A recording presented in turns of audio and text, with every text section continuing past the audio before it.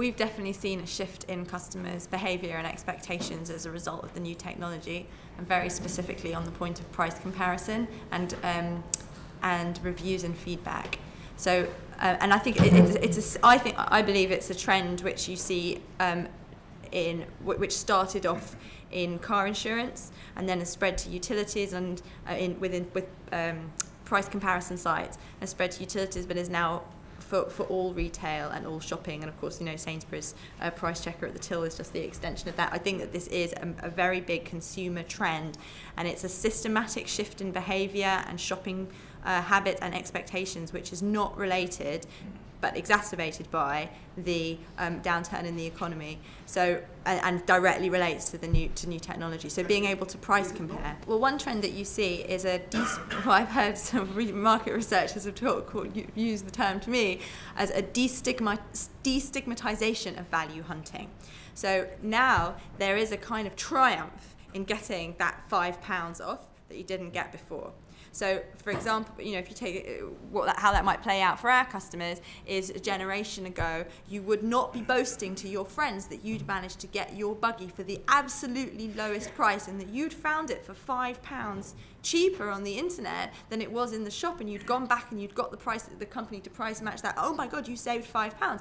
Because a generation ago, the response would be, "What? You're so desperate for money that you need the £5." But now that's like a trophy. That's like the hallmark of being a savvy consumer, and I think that is an attitudinal shift which is directly related to the technology, and it's really changing retail. So, I was going to say, I think your point is people have always bought things and sold things. So no matter how many centuries you go back, people have always bought things, sold things, or exchanged things.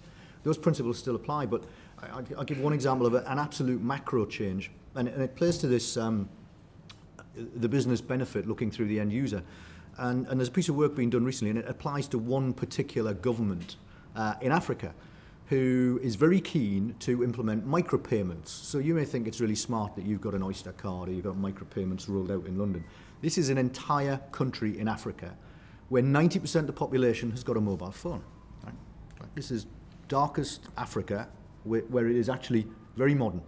So the business case that they're looking at for micropayments wasn't what they thought, because they thought this would stimulate the economy. It will, but it actually saves them a ton of money, because it's actually cheaper to roll out micropayments on mobile phones and for them to then stop printing notes and minting coins.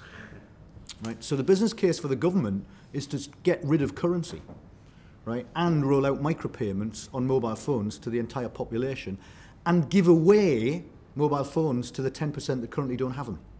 Right? So there's an example of something that will completely transform buying behaviour. It'll transform behaviour completely if they roll it out, and it'll transform government and take cost out.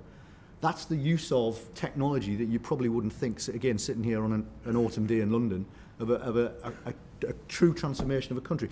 By the way, we think there's about another 7 countries in Africa where it's exactly the same kind of business benefit. It's bizarre. All right. Yeah, sorry, just to come back to kind of Sophie's point and talk about promiscuity and the relevance is not particularly to my business now, but from a fashion perspective in the past. What has begun to have been seen, particularly in the 90s, was the mix and match. So you would perhaps buy a top from a lower price point retailer on the fashion side, and your handbag from a very top end. You saw that the explosion with Old Navy in North America, where T-shirts were $8, $5, and a pair of jeans for $10. We saw come across Europe, and particularly in the UK with Primark, where people are proud to go in and be like scavengers to fight your way amongst the rolls or the rails to come up with a trophy purchase. And then guess what? You'll take it with your Chanel handbag or your Hermes scarf, etc., and go out. So I think, to Sophie's point, people being proud of the value they have extracted, and that's almost kind of an increase of retailing democratization, if you like, and you see that across the board. And technology is enabling that more. I don't know if it's necessarily driving it, but it is something that's come across all of retail.